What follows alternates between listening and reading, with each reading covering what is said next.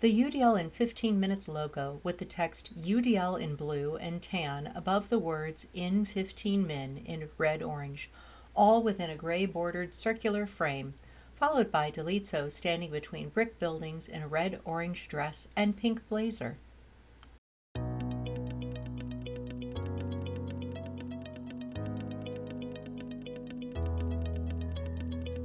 Hello, and welcome to UDL in 15 Minutes, where educators discuss their experiences with UDL. I'm Louie Lord Nelson, UDL author and leader. Today, I'm talking with Dalitso Ntambalika, who is a primary school teacher who currently leads foundation classes in Malawi. Dalitso is going to share how UDL has changed how she teaches all her learners. Welcome, Dalitso. Thank you so much, and thank you so much for having me here. You're so welcome. So, I introduced you as a primary teacher who currently teaches foundation classes. So, for those of us who are not from Malawi, can you describe the difference between primary school and foundation classes? A map of Africa with Malawi highlighted in red. All right, thank you for that question. A primary school teacher is a teacher who is qualified to teach all grades in primary sector in Malawi. That is from grade, of course, we call them standard one up to eight. That is the grades. Then, when we say foundation classes, these are foundation classes. That is standard one and two, three and four. These are the foundation classes where we teach learners how to read. They are starting their school. That's why we call them foundation classes. I see. So, are foundation classes then classes students take before grade one, before starting into the grades? Our foundation classes are the classes where learners, students are learning basic things for primary school, for their learning. So that is standard one and two, grades one and two, Okay. and then three and four. So we have the junior sector, that is grade three and four, and the senior sectors is for five up to eight, grades five up to eight. So we call them foundation classes because it's where we are building foundation on how they are going to go on about the whole primary school level. I see. We have so many different ways of talking about levels of teaching around the world. So I think it's important for people to understand, yeah, which levels we're talking about when we're having these conversations. So thank you so much. So, talk about how and when you started to learn about UDL. I learned about UDL around in December 2022, where we had trainings with Next Gen Chemonics. So UDL was one of the training that we did, and it was presented by Augustine. I remember vividly about the presentation that was done by Augustine. That's when I learned about UDL. So you and I have Augustine in common. I got to work with Augustine on another contract. So I'm so glad that he was the person that from who you were learning. That's wonderful. So what was one of the things that struck you about UDL? What made you interested in UDL? Dalitso stands in front of a chalkboard teaching students seated on the floor. I was interested in UDL because we usually thought that it's only specialist teachers who are specially taught in that areas how to look at the learners with special needs are supposed to look into that. So when I learned that it, all of us teachers, even those who are not specialists, can learn about how learners learn, and they learn differently. So I was very interested, and I went back into my class and relate what I learned about UDO, that it's really happening in my class, and I didn't have time to look into it because I didn't know. Yeah, so learning that UDL is applicable for all learners instead of just learners with disabilities, that is such a key part of learning about UDL and helping us all remember that every learner needs that kind of support. Everybody needs a little bit of support every once in a while. And it's not just support, every learner needs different opportunities, and that's what it's really about. So you have some stories to tell us, and I'm excited to hear about them because there are two different learners. And so one of them really blossomed when you shifted to the UDL aligned strategies. I think that student started off as being more quiet. So, can you share that story first? Dalitso, in a black leather jacket, stands in a classroom with a chalkboard and educational posters. Oh, yes. There are stories, and I'll only share two stories about my experiences in class with UDL. So, as you said, Dr. Loy, that I learned that all learners learn differently, and it's all about understanding what the learners' needs are. Then that's how we help them. So, in my class, after I learned about UDL, I went back into my class. I have this learner who used to sit quiet in my class, always quiet at a corner, and the learner didn't want to mix up with anybody else.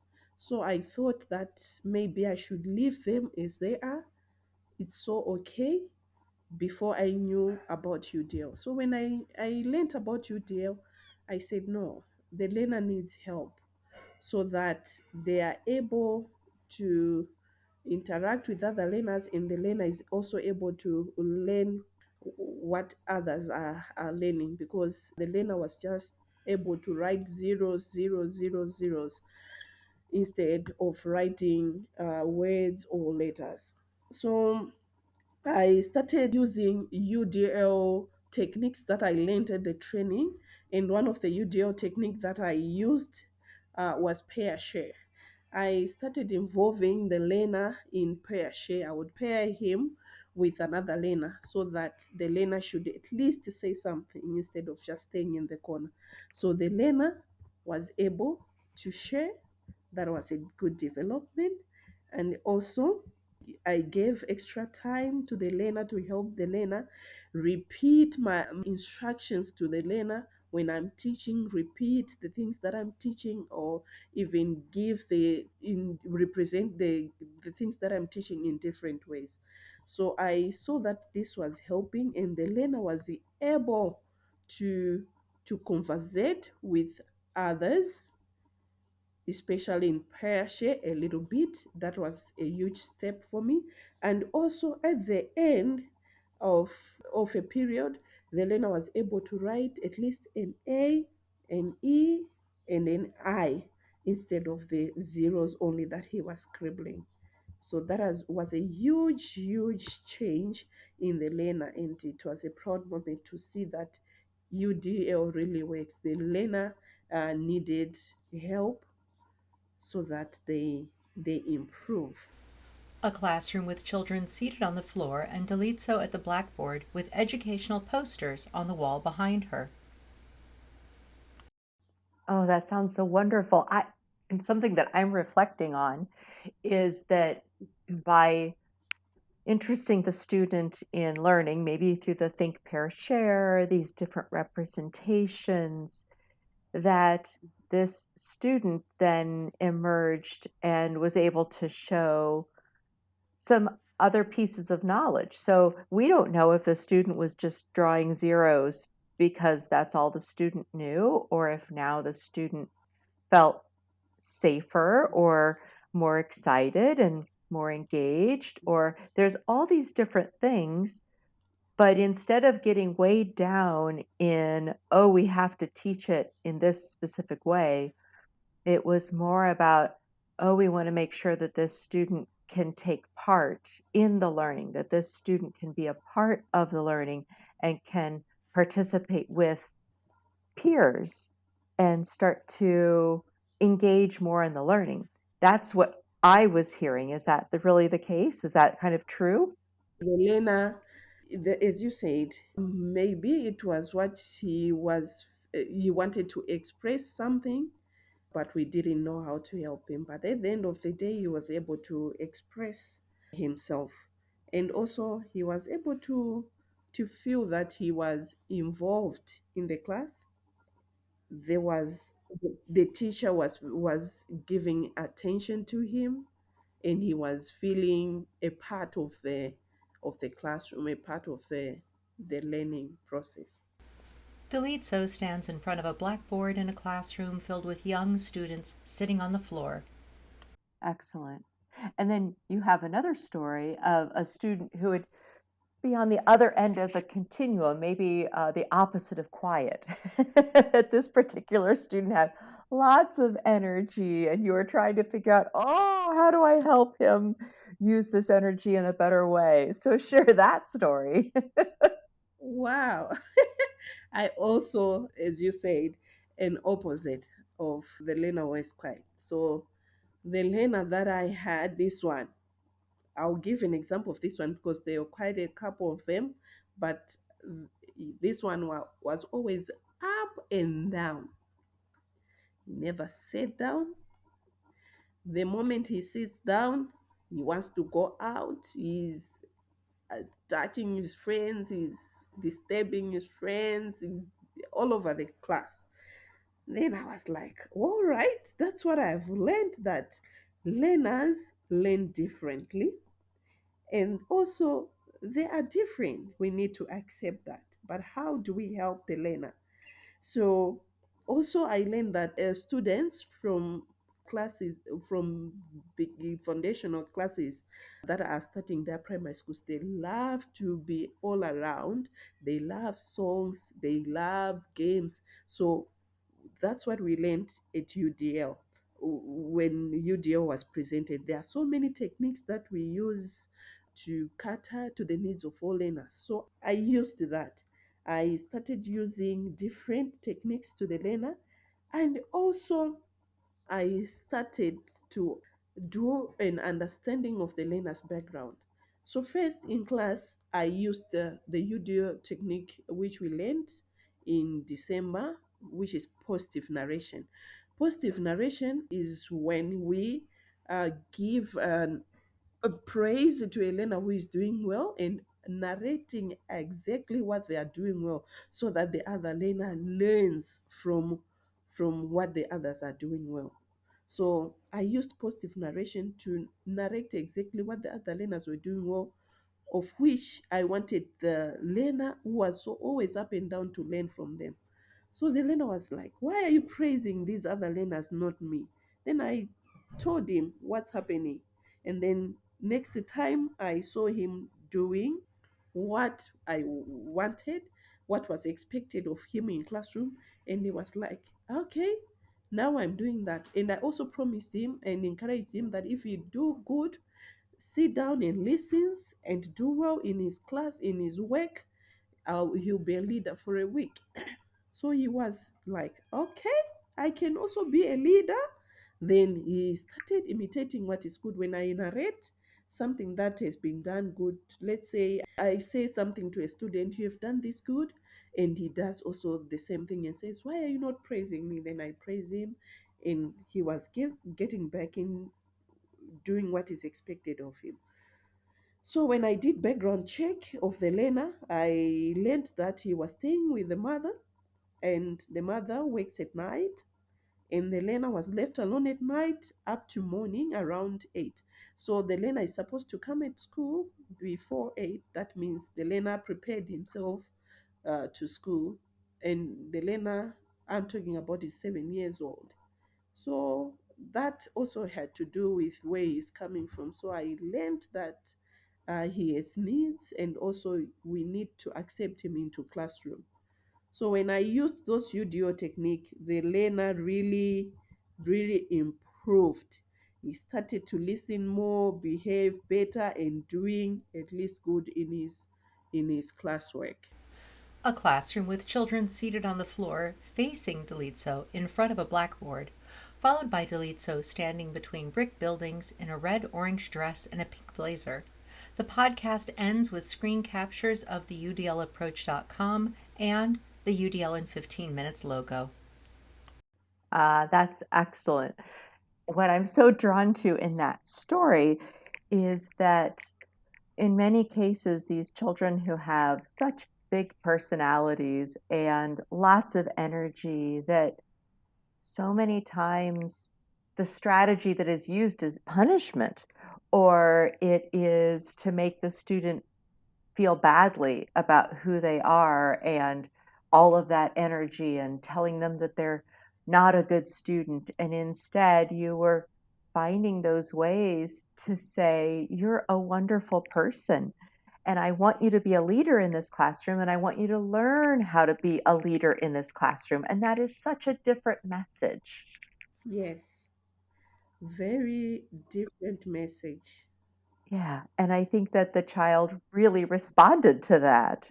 Yes, the child responded to that because, as you said, maybe they expect to be punished and they expect not to be included because they are not somehow behaving like they are supposed to be.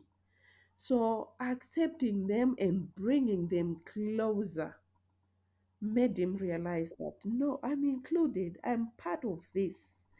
And he felt loved and he felt part of the classroom.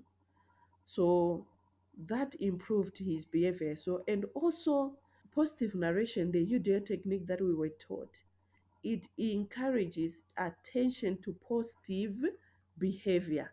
That means if a learner wants attention, they need to behave positive, to behave as expected, to do better as expected. That's when they get the attention. So this UDO technique that we learned always encourages positive culture in classrooms. Yes. And another reflection that I have is that everywhere around the world we talk about having high expectations for our learners, but that term can be misinterpreted in so many ways. And one of those ways is, well, I have high expectations for you, Mm. so I'm going to make things much harder for you, and you're going to have to work up to those standards. And the interpretation that you have used, and that definitely aligns with UDL, is I'm going to model for you and show you, and other students are going to model for you what the expected behaviors are. And I'm going to let you know when you've achieved those, because those are my expectations of you. You can achieve these things, and I'll let you know when you've achieved those things. And then relying on the fact that we know that every human being likes to be positively recognized. We Mm. yearn for that. And so the more we provide that opportunity, and the sooner we provide that opportunity, like in foundation classes, then our students are going to respond to that. Oh, so Dalitso, I thank you so much for sharing these two stories. I think they're going to be powerful for many people to hear. So I appreciate it. And I wish you the best of luck and good fortune in your teaching in Malawi. And I hope someday to meet you in person. Thank you so much, Dr. Louis, for having me and giving me this opportunity to share my classroom experience and also my experience with UDL. And I'm so grateful that I'm one of the teachers amongst the many teachers who were trained about UDL, that it's really working out and it's really has improved our teaching and also the learning outcomes. Thank you so much. You're welcome. Excellent.